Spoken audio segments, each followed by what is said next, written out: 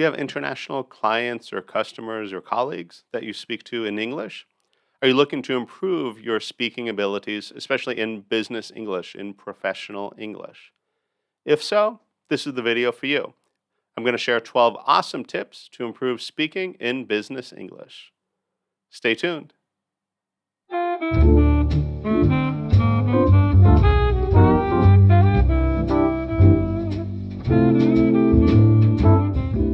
Greetings, colleagues.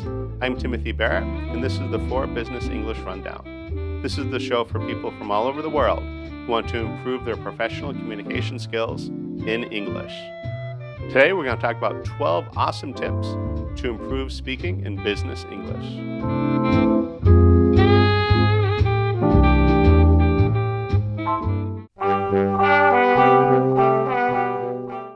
Tip number 3, pause to think. If they ask you a question, or you're getting ready to ask them a question or to explain something, whatever it is, there's no harm in taking a brief pause to think about what to say.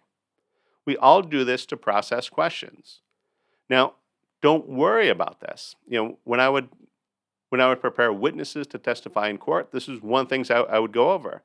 Most of us are not very comfortable testifying. It's not a normal activity for us. And we often feel pressure to answer very as quick as we can. But there's no rush. Take your time.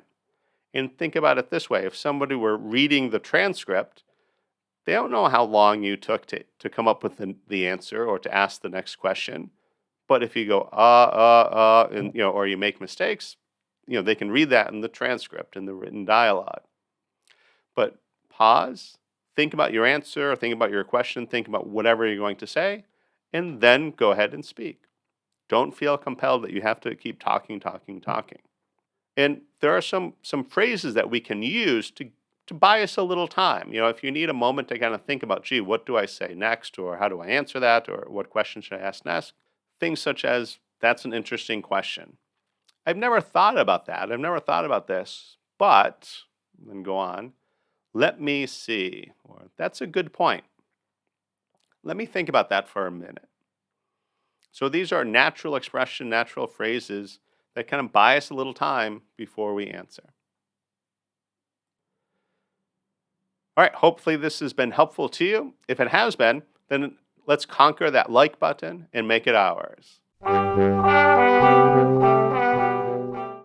Tip number 4, avoid using fillers.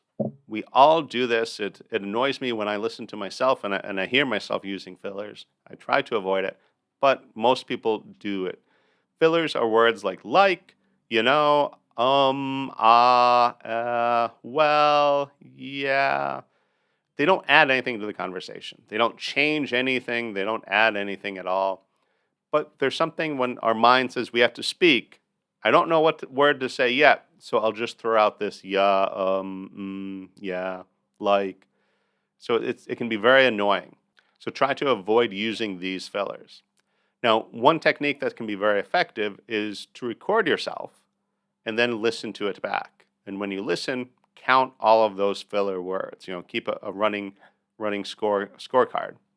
And often we are our own worst critic. So if you hear yourself do it, that's going to provide a lot of incentive to stop doing it. And don't worry, you don't have to get rid of all the filler words unless you're a professional orator, speaker, that sort of thing. It's normal to have some, but you just want to minimize it. You want to reduce them as much as possible. All right, hopefully this information has been helpful for you. If it has been, then let's conquer that like button and make it ours. Also check out some of the other rundown videos. If you enjoyed this one, I'm sure you'll like the other ones as well. Work hard today and enjoy tomorrow.